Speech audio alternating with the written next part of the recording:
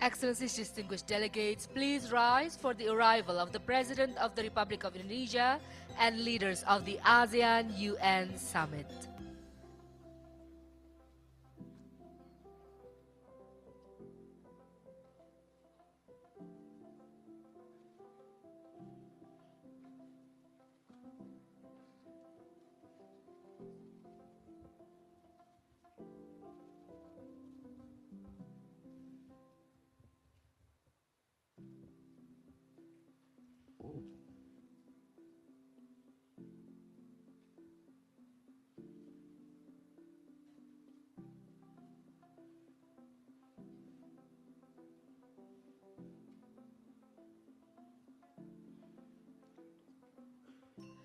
Please be seated.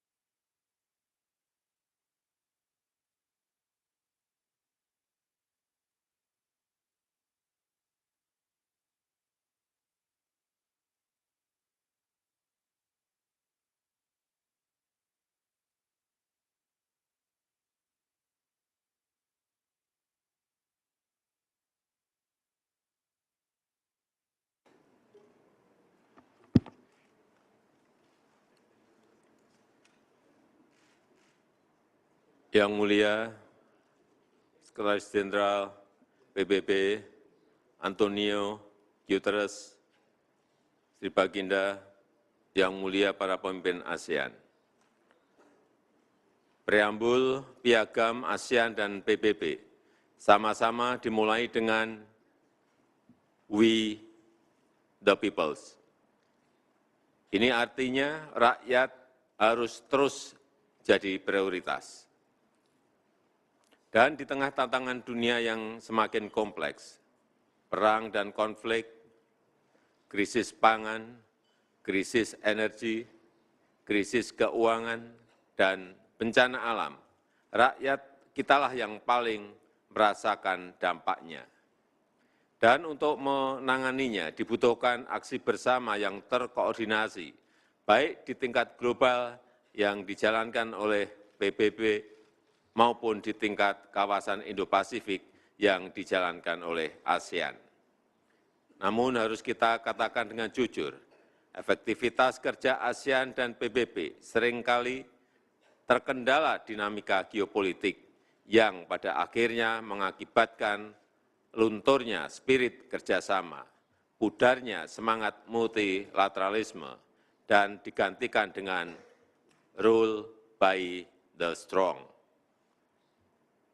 Di mana ASEAN dan PBB punya pilihan yang jelas untuk terus konsisten menyuarakan penghormatan terhadap hukum internasional sebagai landasan interaksi antar bangsa dan paradigma kolaborasi yang inklusif.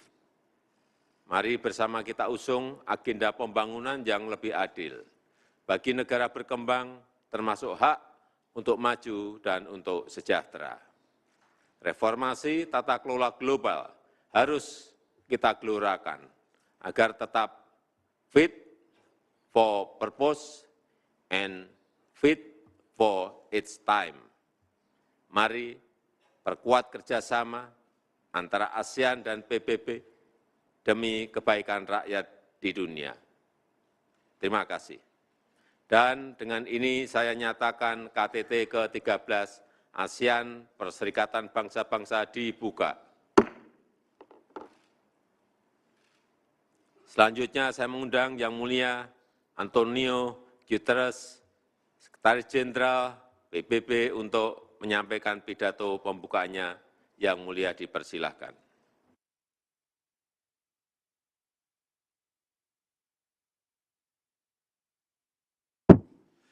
Your Majesty, Excellencies, Mr. Chair, President Joko Widodo, thank you for your warm welcome, and allow me to express my enormous appreciation for the wisdom and effectiveness in which you have not only leading ASEAN, but I remember the G20 last year with a fantastic contribution to improve international relations in our unfortunately divided world.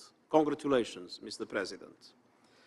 And allow me also to welcome Prime Minister Xanana Guzmão with the presence of Timor-Leste for the first time as observer in ASEAN.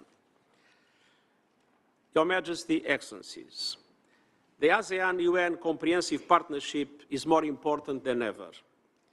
We face tests as far as the eye can see, from the climate emergency to a global cost of living crisis, to raging conflicts, to growing poverty, hunger, and inequalities.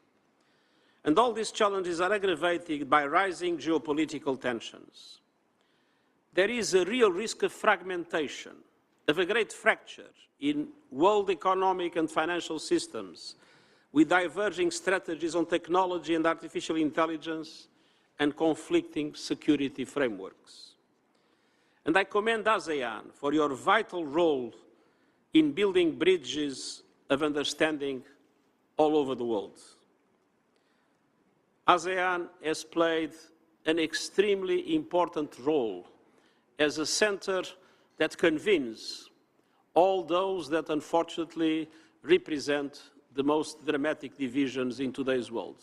And this series of summits is the demonstration of that fundamental convening role of ASEAN. And we need it in a world that is increasingly multipolar, but requires strong multilateral institutions to go with it, based on equity, solidarity, and universality. Your Majesty, Excellencies, I am grateful for your steadfast support for multilateral solutions and your contribution of over 5,000 peacekeepers from ASEAN countries. Today, allow me to focus on three critical areas. First, advancing peace through diplomacy. ASEAN's convening power, commitment to dialogue, and experience in conflict prevention are crucial pillars of stability. Today, tensions remain high, from the Korean Peninsula to the South China Sea.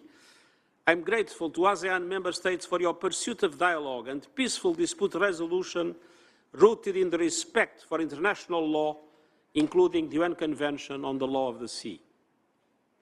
Your Majesty, Excellencies, since we gathered last year, the situation in Myanmar has further deteriorated.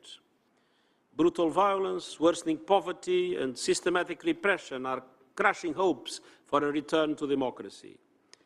The conflict is exacerbating existing inequalities and vulnerabilities faced by women and girls, including sexual violence, forced marriage, and human trafficking. More and more people are crossing borders in desperate search for safety and protection, and the situation is untenable. Over 1 million Rohingya remain in Bangladesh, in the world's largest refugee camp.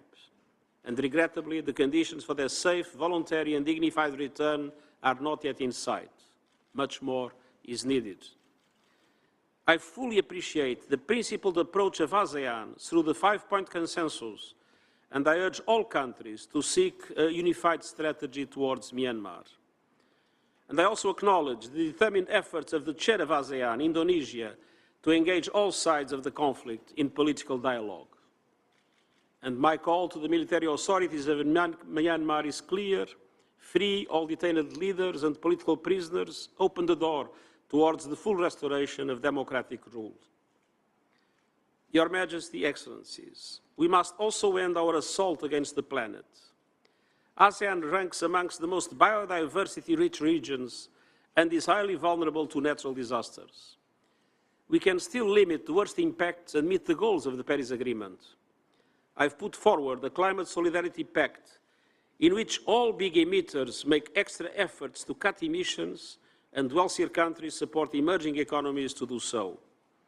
And I have proposed an acceleration agenda that calls on developed countries to reach net zero as close as possible to 2040 and the emerging economies as close as possible to 2050. ASEAN is uniquely positioned to be a leader of an energy transition that is global, sustainable, just, inclusive, and equitable. I commend ASEAN member states that are pioneering just energy transition partnerships like Indonesia and Vietnam. And I commend all who are accelerating the phase-out of coal and jump-starting a fair and inclusive renewables revolution. But greater ambition is still needed, along with much greater support. Developed countries must finally deliver on their commitments to developing countries. Your Majesty, Excellencies, resources are also central in the third area for action, rescuing the Sustainable Development Goals. I've called for deep and structural changes to make global frameworks, including the Bretton Woods system, more representative of today's economic and political realities, and also more responsive to the needs of developing countries. Such change will not happen overnight, and I have proposed concrete steps we can take now, including a Sustainable Development Goal stimulus of $500 billion a year to the benefit of developing countries for them to be able to reach the Sustainable Development Goals. These and other action would catalyze SDG progress and help developing countries invest in key transitions across energy, food, digital education, health, decent jobs, and social protection.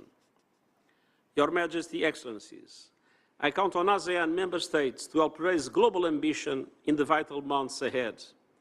And you can always count on my wholehearted support to shape a future of peace and prosperity for the people of Southeast Asia and the world.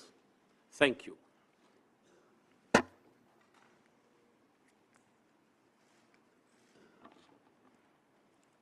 Terima kasih Yang Mulia. Selanjutnya sebelum mulai sesi pleno yang akan dilakukan secara tertutup, dengan hormat saya mohon awak media untuk meninggalkan ruangan pertemuan.